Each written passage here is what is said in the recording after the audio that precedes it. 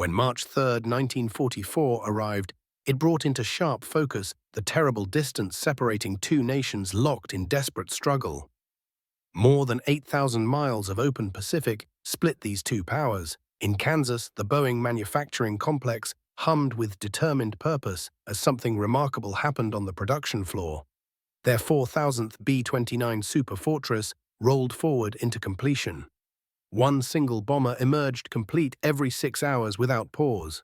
The massive facility operated every single hour, every single day of the week. The factory footprint stretched across landscape measured in millions of square feet. Within those walls, nearly 7,500 American workers had perfected something almost miraculous: the ability to transform raw aluminum sheets into sophisticated flying machines. Continents away in Tokyo's industrial sector, Chief Engineer Chikohei Nakajima bent over his design table and studied blueprints for something Japan believed would answer America's aerial threat. The G-10N Fugaku existed first and foremost in drawings and calculations. Upon paper, the vision seemed magnificent: a 207-foot wingspan, 6 powerful engines, the ability to fly 12,000 miles across oceans and continents, meaning the aircraft could strike San Francisco and continue onward, ultimately landing in Nazi-controlled French territory. The designs showed superiority in every measurable category. The mathematics confirmed what Japanese engineers believed in their core: that superior craftsmanship would inevitably overcome America's approach of mass production. Yet one critical problem refused to vanish from the blueprints, something the drawings themselves could never solve. Through 15 months of constant engineering work, this magnificent bomber remained exactly where it was born, existing solely in imagination and theoretical calculations, confined to the minds of dedicated men, certain that brilliant design could somehow overpower the brutal facts of industrial capacity. The morning whistle at Boeing's Kansas facility cut through the pre-dawn darkness at exactly 6:15 on March 3, 1944. Bill Patterson stood watching as 7,500 employees moved through the facility gates toward their positions. Their lunch containers reflected early light. Patterson had become obsessed with the numbers. The daily output showed 4.2 complete B-29s rolling from the assembly process every working day, while the man-hours required per bomber had dropped dramatically from 157,000 down to just under 20,000. What once demanded nearly 4 full months of intensive labor from his crews back in 1942 now emerged completed every 5.7 hours. He walked the length of that mile-long assembly line, holding his clipboard, measuring every rivet gun, every hydraulic press, every single movement where human hands converted raw aluminum into Earth's most advanced bomber aircraft. Section supervisors acknowledged his passage with understanding nods. They recognized what this walk represented. Every superfortress demanded 35 miles of wire, 3,000 separate instruments, 55,000 individual component pieces that required assembly and integration. His workers, predominantly women encountering aircraft manufacturing for the very first time after Japan's attack on Pearl Harbor, now performed electrical tasks demanding precision-matching Swiss watchmakers. The next superfortress designation was already moving toward the final inspection area. The announcement traveled across the factory space as one more olive-colored giant shifted ahead. Mary Catherine Sullivan, formerly employed as a seamstress in Kansas City, worked methodically threading miles of control cables through the aluminum channels inside the bomber's body. Her hands possessed the knowledge developed through 18 months of consecutive 10-hour workdays. The cable routing through the wing section had become second nature, accomplished successfully even in complete darkness. Every tension specification for every control surface lived in her muscle memory. Surrounding her, hundreds of fellow workers executed their individual responsibilities in perfect synchronization. This industrial choreography represented what Henry Ford had originally perfected through automobile assembly and what Patterson had successfully adapted for aircraft production. Across the Pacific, separated by 8,000 miles of water, in a design office overlooking Tokyo's manufacturing district, Chikohei Nakajima possessed a completely different category of blueprint. His Fugaku design stretched across the drafting table like a physical manifestation of Japanese ambition. The measurements told the story. Wingtip to wingtip measured 207 feet, nose to tail extended 131 feet, while 6 Nakajima Hayabusa engines delivered 5,000 horsepower each. In written specifications, this aircraft exceeded the American bomber in every category deserving measurement. The range capability reached 12,055 miles. Carrying capacity meant 44,000 pounds of payload, service ceiling positioned at 43,000 feet. These were numbers that had consumed 3 solid years of his professional life, calculations proving that Japanese technical accomplishment surpassed crude American factory operations. Nakajima's finger traced the Fugaku's flowing curves with the tenderness other men reserved for treasured photographs.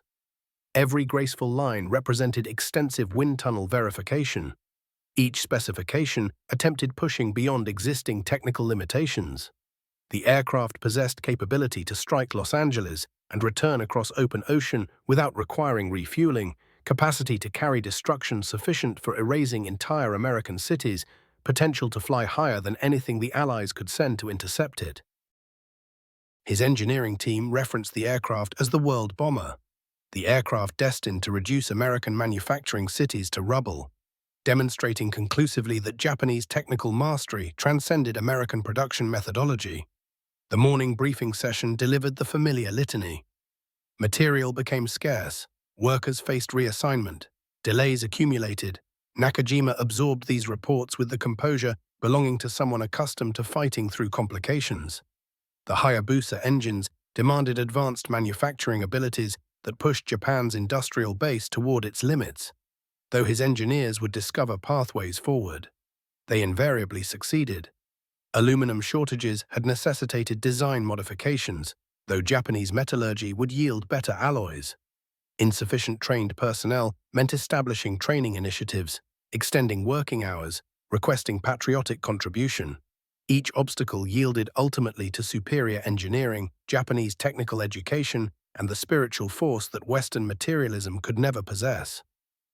His assistant delivered captured American radio broadcasts. The production statistics looked obviously inflated, propaganda designed to deceive. The claims bordered on lunacy. 48,000 aircraft produced during 1942 alone, exceeding Japan's cumulative wartime production.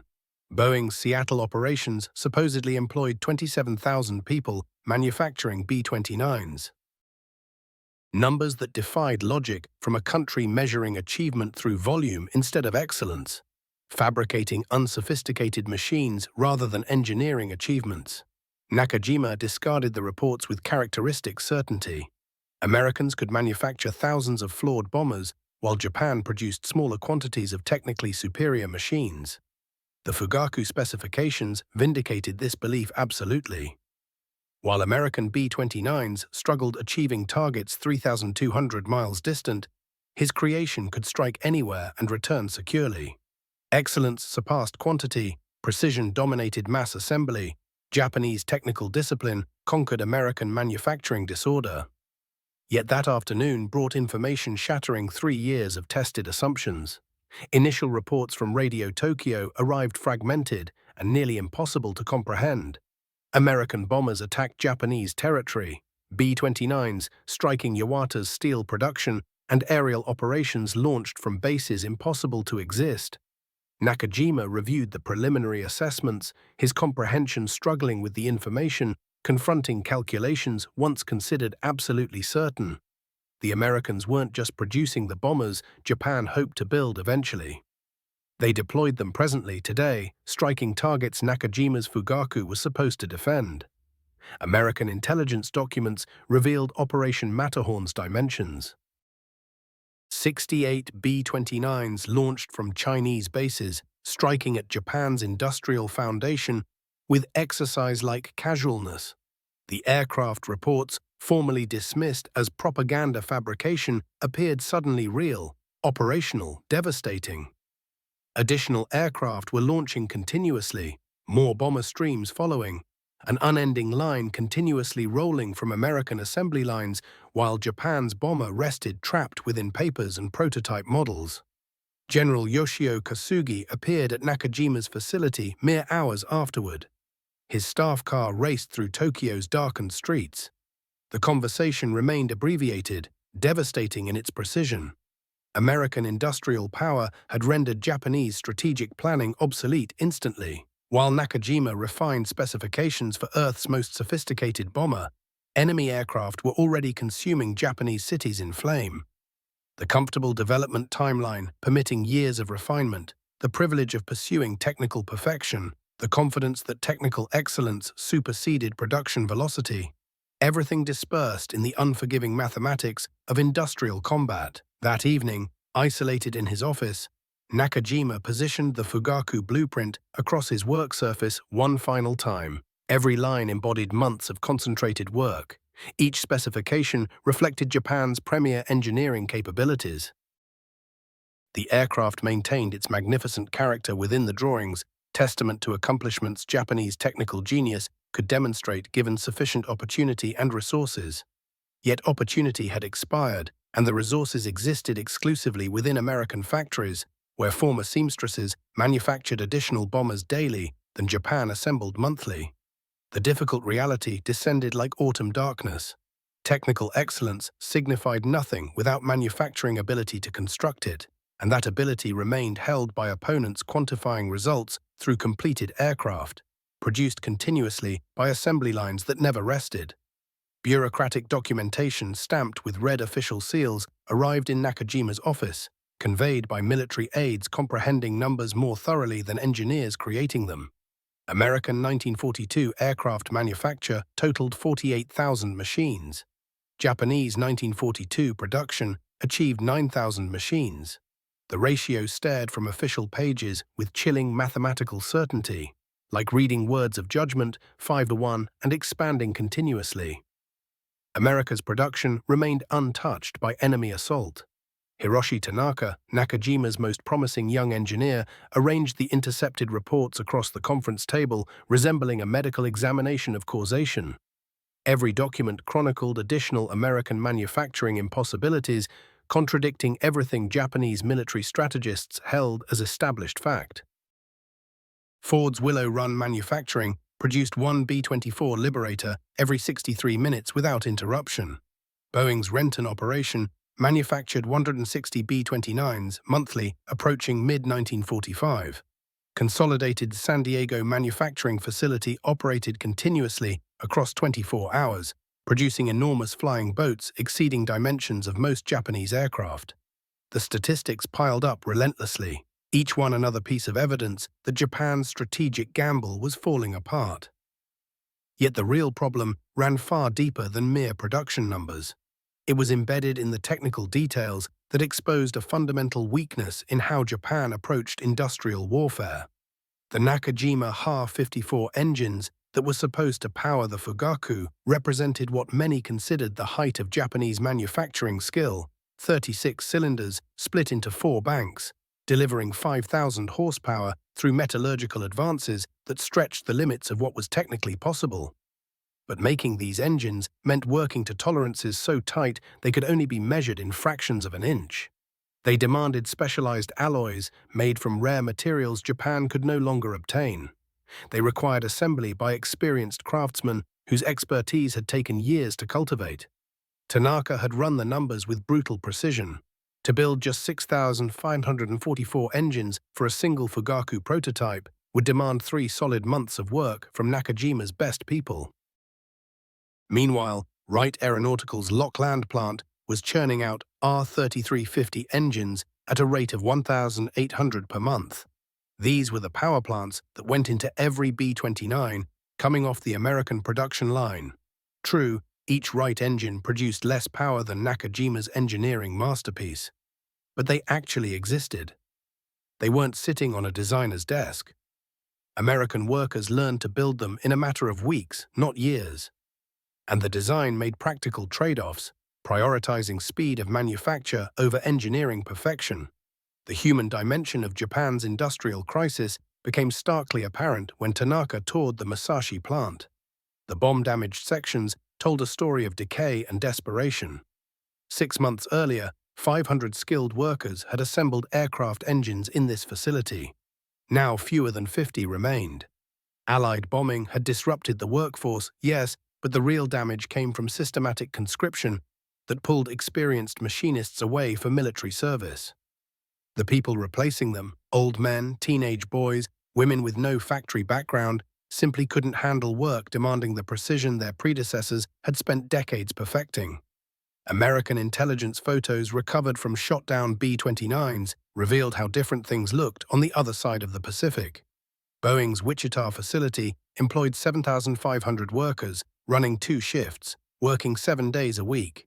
Their Seattle complex housed 27,000 employees under roofs that covered millions of square feet. Consolidated's Fort Worth plant had risen from empty grassland in just 18 months to become the largest aircraft factory on the entire planet. Each of these American facilities employed more people than some entire Japanese cities. Each one produced more bombers in a single month than Nakajima could possibly manufacture in a year, even with unlimited resources. The engine shortage reflected even deeper problems in Japan's industrial system, problems that no amount of engineering brilliance could fix. Japan's aviation fuel refineries maxed out at 70,000 barrels every month. That was barely enough for training sorties and defensive combat operations. American oil refineries produced 4 million barrels of aviation gasoline every month. That fuel-powered bombing raids stretching from Alaska all the way to Australia, while simultaneously fueling enormous pilot training programs that graduated more flyers each week than Japan trained in an entire year. The Fugaku's 12,000-mile range meant nothing if fuel ran out before the aircraft even became operational. Material scarcity added another layer of impossible problems. The aluminum needed for a single Fugaku prototype could build 12 Japanese fighter planes or repair 50 damaged bombers. Strategic materials that America could freely import from around the world, chromium, molybdenum, tungsten, existed in Japan only in small, carefully managed quantities measured in pounds rather than tons. Every Fugaku engine demanded specialty steel alloys that would consume material quotas designated for destroyers, tanks, and artillery pieces that were desperately needed to defend the homeland. The quality control that had always been central to Japanese manufacturing became impossible to maintain under wartime conditions. Nakajima's engineers had designed parts needing measuring equipment that Allied bombs had destroyed, assembly processes demanding environmental conditions unavailable in damaged factories, and testing procedures consuming fuel and supplies Japan couldn't spare. American manufacturers took a different approach. They solved comparable problems through standardization, designs that worked adequately even with looser tolerances, assembly methods that worked with inexperienced workers, testing that emphasized quantity over perfection.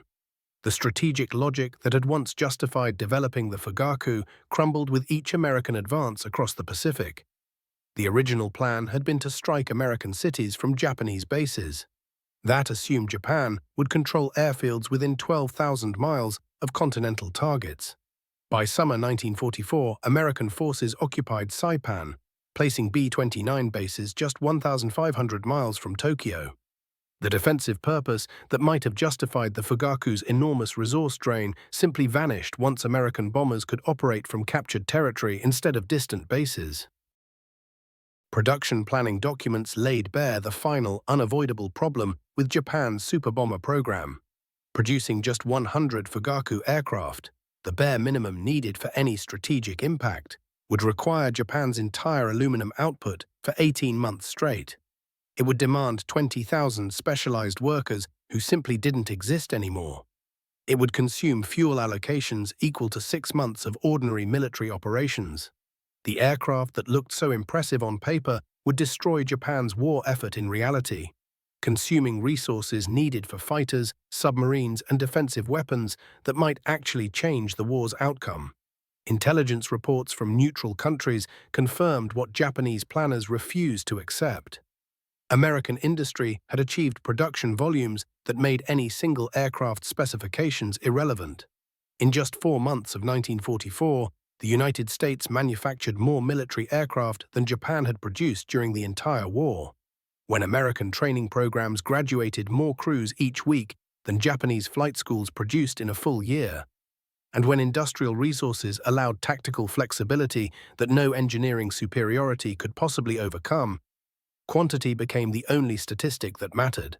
The Fugaku represented Japanese aspirations perfectly, but American factories had already produced something far more valuable: the mathematical certainty of overwhelming victory through sheer production.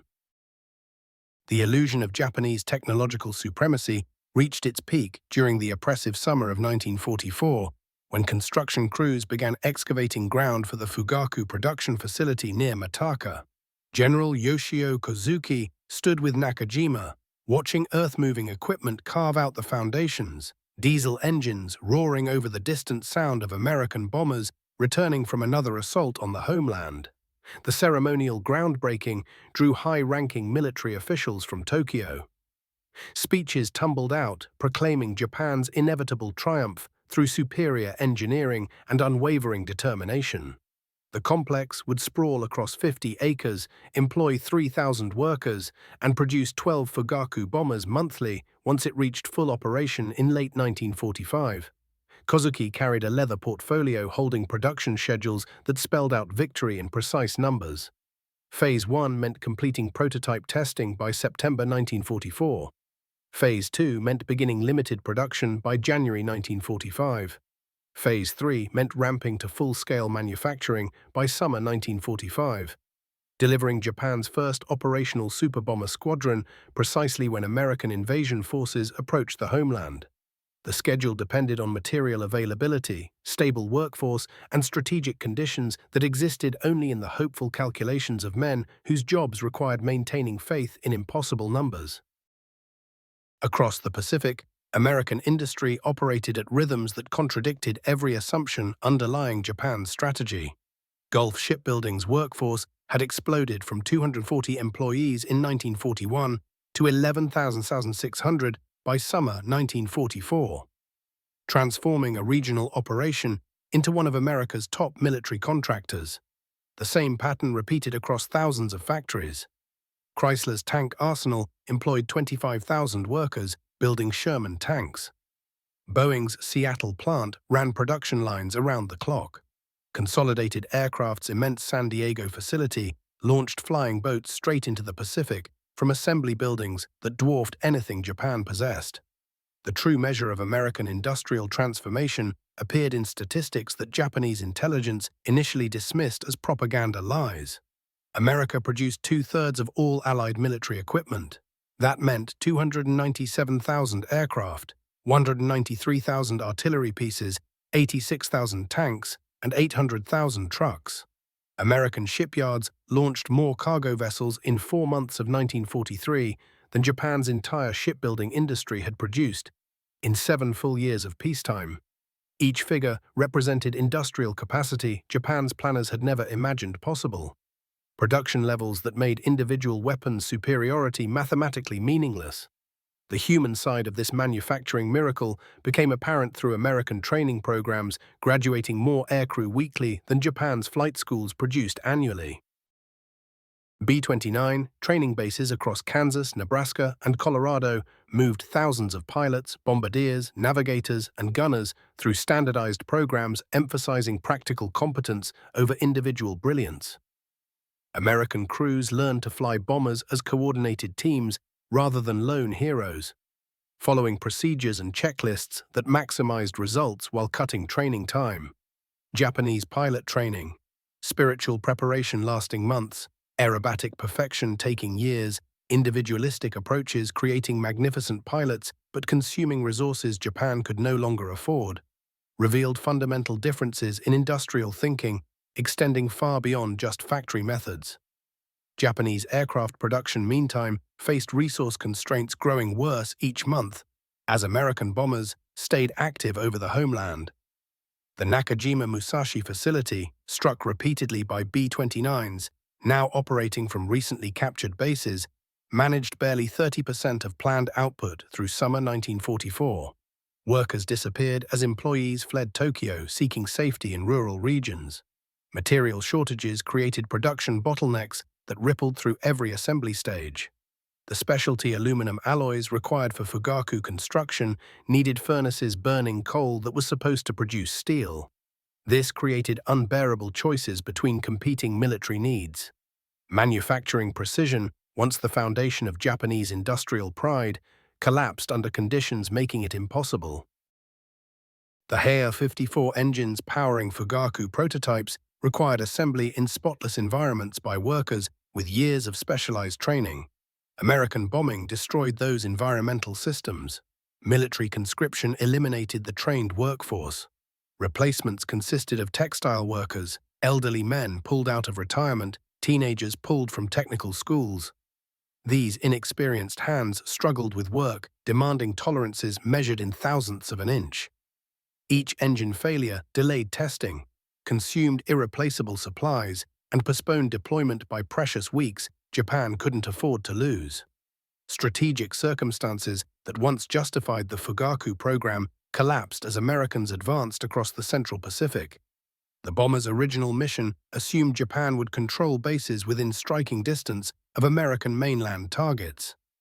Allied forces now operated B-29 bases from Saipan, Tinian, and Guam, 1,500 miles from Tokyo instead of the 4,000 miles that had shaped earlier strategic planning. The defensive purpose that might have justified the Fugaku's resource demands simply disappeared once American bombers could strike Japanese cities from captured territory, rendering Japan's superbomber program strategically obsolete before it even became operational. Fuel shortages added another mathematical layer of impossibility. Japan's aviation fuel production peaked at 70,000 barrels monthly, barely sufficient for training and defensive operations. Each Fugaku mission against American targets would consume fuel equivalent to 50 fighter sorties defending Japanese airspace, creating impossible choices between offense and homeland defense.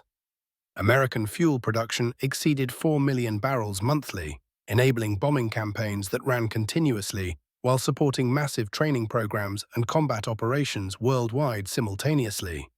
Intelligence reports confirmed American production achievements that Japanese planners had dismissed as propaganda lies. Boeing's various facilities produced more B-29s monthly than Japan's entire aircraft industry at its peak output. Ford's Willow Run plant alone exceeded Japan's total bomber production while maintaining quality standards allowing immediate combat use without the extensive testing periods Japanese aircraft demanded. The statistical reality revealed industrial capacity differences no engineering superiority could overcome. America could replace combat losses faster than Japan could inflict them, train replacement crews faster than Japanese forces could destroy them, and sustain operations longer than Japan's material resources could support. Construction continued at the Mitaka facility through summer 1944. Concrete foundations rose despite material scarcity and worker departures plaguing every aspect of Japanese production. Half-completed assembly buildings represented confidence in technological triumph, belief that Japanese engineering excellence would ultimately overcome crude American mass production methods, but each day's progress consumed resources needed desperately elsewhere, while American bombers proved the futility of pursuing perfect weapons when adequate ones could be manufactured in overwhelming quantity. The massive Fugaku production facility dominated the landscape like some grand architectural statement, impressive in its scale and ambition, yet fundamentally disconnected from the harsh numbers that would ultimately decide the war's fate. On July 15, 1944, the cancellation order arrived, sealed inside a manila envelope with imperial red wax and the official stamp of the General Staff. Nakajima studied the document repeatedly, watching the words blur before his eyes as the weight of 3 years' work crashed down on him through the fog of denial that had kept the impossible schedule alive. Project ZID, the name that had replaced Fugaku in all formal communications, faced immediate termination. Personnel, resources, and production lines would be reassigned. The military needed fighters for homeland protection. They needed training aircraft for kamikaze pilots.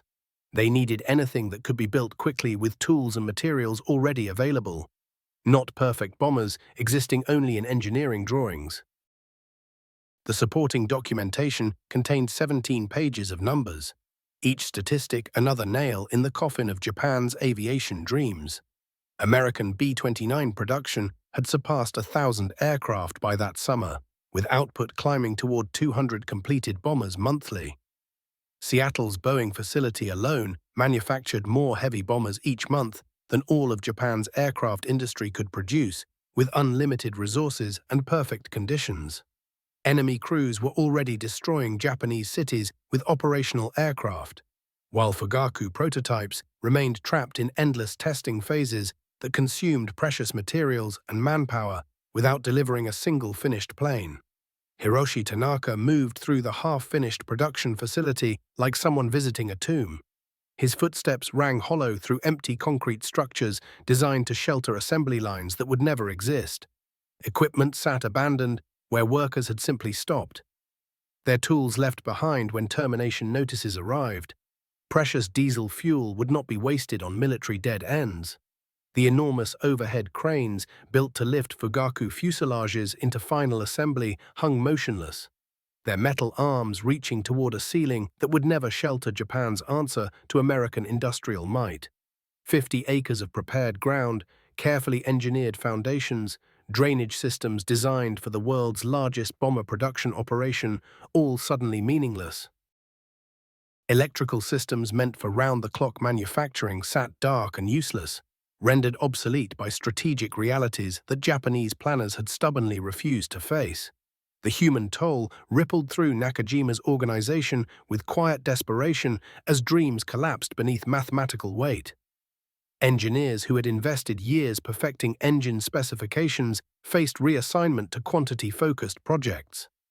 Craftsmen whose skill had shaped Japan's most advanced military components found themselves building wooden training planes for suicide missions, their mastery wasted on expendable one-use weapons. Irreplaceable expertise scattered like smoke.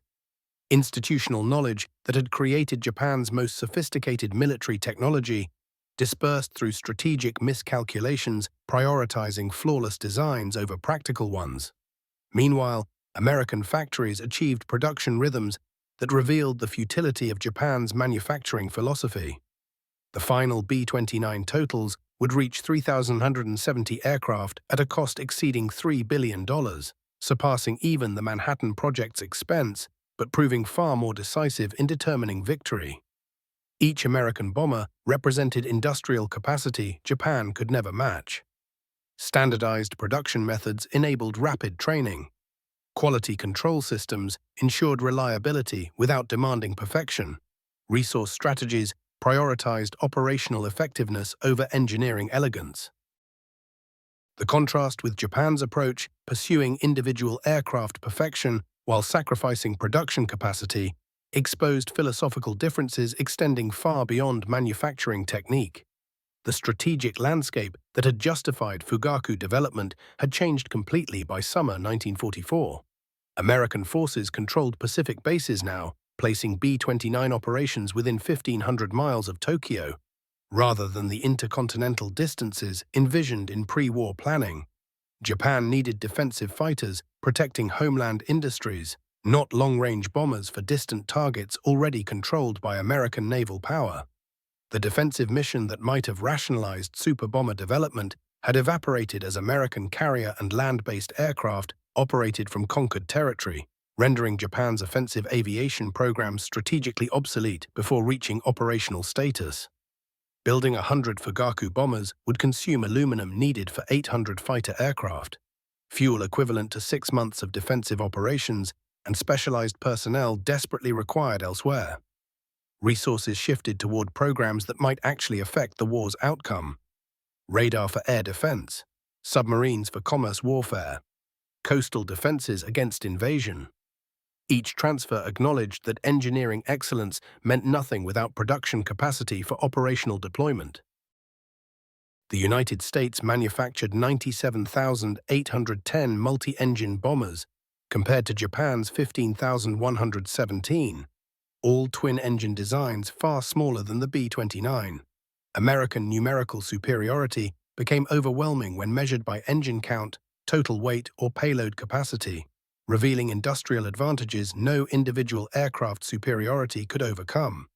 American factories could build more bombers than Japanese forces could destroy, train more crews than enemies could eliminate, and sustain operations longer than Japan's resources could support defensive efforts. Post-war analysis revealed the final irony. The Fugaku's impressive specifications incorporated design assumptions that American combat experience had already proven obsolete.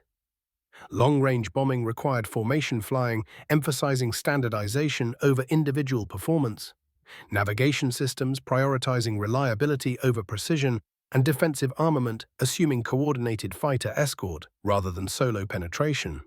Fugaku specifications reflected Japanese doctrine emphasizing individual excellence over coordinated operations, complexity over maintainability, and strategic assumptions ignoring combat-learned tactical realities.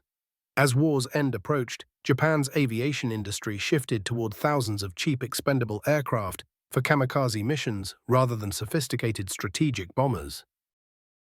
This transformation symbolized broader changes in military philosophy, from pursuing perfect weapons toward accepting adequate ones, from celebrating individual heroism toward embracing collective sacrifice, and from believing superior engineering could overcome industrial disadvantages toward accepting mathematical realities governing modern warfare. The Fugaku represented Japan's technological aspirations, but cancellation acknowledged that American industrial capacity had already achieved something more valuable: mathematical certainty of victory through overwhelming production. Its final chapter played silently, enacted by men whose names would never reach official records, whose actions ensured Japan's superbomber vanished as if never conceived. In August's closing days, 1945, as American occupation forces prepared landing, teams of engineers worked frantically destroying blueprints, calculations, wind tunnel models, and prototype components, revealing Japan's failed ambitions. Orders came directly from Imperial General Headquarters. All advanced weapons documentation must be eliminated, preventing Allied intelligence from understanding how close Japan had come to achieving strategic parity through technological innovation. Tanaka supervised the destruction of 3 years' engineering drawings, each blueprint representing months of calculations and aerodynamic refinement, pushing aircraft design beyond existing limits. The engine specifications burned in oil drums behind the facility, flames consuming metallurgical formulas developed over years. Wind tunnel data documenting theoretical performance dissolved in acid, while prototype components were dismantled. Specialized alloys melted for scrap. Systematic elimination proceeded with meticulous attention, ensuring future historians would discover only fragmented references to Japan's most ambitious aviation project. Ironically, American technical intelligence teams cataloging captured designs soon discovered that enemies possessed theoretical capabilities far exceeding Allied expectations. B-29 crews who had flown unopposed over Japanese cities learned their targets were developing bombers capable of reaching any American city and returning safely home. The comfortable assumption of Allied technological superiority gave way to disturbing evidence that Japanese engineers had solved aerodynamic and engine problems American manufacturers were only beginning to address. These discoveries came too late, arriving as historical curiosities rather than operational intelligence. The mathematical vindication of American industrial philosophy played out in production statistics, proving decisive impact of capacity over individual weapon superiority. Final B-29 production reached 3,070 aircraft at $3.2 billion total cost, making the program more expensive than Manhattan Project, yet far more influential in achieving victory. American factories delivered operational bombers, while Japanese engineers perfected specifications for aircraft existing only on paper, demonstrating that adequate weapons built quickly trumped perfect weapons built slowly in modern warfare's brutal arithmetic. The human dimension revealed itself through workers like Mary Catherine Sullivan, whose transformation from seamstress to precision aircraft assembler exemplified millions of Americans whose collective effort overwhelmed enemy technical advantages.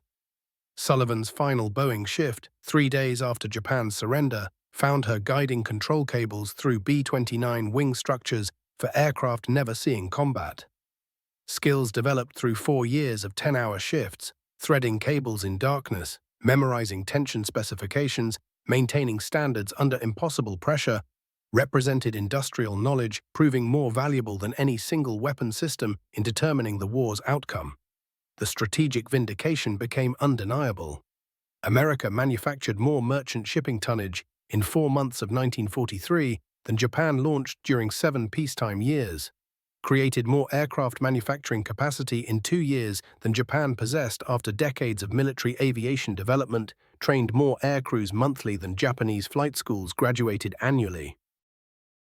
These rates enabled tactical flexibility no engineering excellence could overcome, replacing combat losses faster than enemies inflicted them while maintaining training, ensuring operational effectiveness. Technical analysis of captured Fugaku documentation revealed Japan's superbomber incorporated assumptions combat experience had already disproven. Specifications emphasized individual performance over formation compatibility, engineering complexity over maintenance simplicity, theoretical capability over operational reliability. American B-29 development learned through bitter experience that long-range bombing required mass-production aircraft rather than engineering perfection. Crews trained through standardized programs rather than individual excellence, and logistics prioritizing availability over performance. Fugaku represented pre-war aviation philosophy, emphasizing individual aircraft superiority, while B-29 embodied industrial warfare principles, valuing systematic effectiveness over engineering elegance. Nakajima survived the war, witnessing Japanese aviation's transformation from military ambition toward civilian reconstruction, his talents redirected toward peaceful aircraft rather than strategic destruction. During quiet occupation years, he reflected on lessons from Fugaku's failure, finally understanding that engineering excellence meant nothing without industrial infrastructure supporting mass production. The bomber consuming his professional life represented Japanese technical capabilities at their peak, yet developed isolated from industrial realities, determining modern warfare outcomes. American victory resulted not from superior individual weapons, but superior production systems, manufacturing adequate equipment in overwhelming quantities while maintaining logistical networks for global operations. The broader lesson transcended aviation technology, revealing fundamental differences between societies pursuing individual excellence and those achieving collective effectiveness. Japanese military culture emphasized spiritual determination, technical perfection, and individual heroism as victory paths.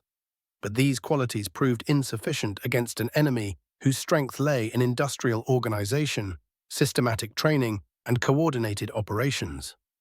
Mathematical certainty that American production capacity could overwhelm Japanese technical superiority appeared in pre-war statistics, yet cultural assumptions about spiritual supremacy over material factors prevented planners from acknowledging industrial realities, ultimately determining the conflict's outcome. Fugaku's legacy lived not in operational aircraft, but in understanding that modern warfare rewarded societies transforming entire populations into industrial forces rather than those creating individual superior weapons.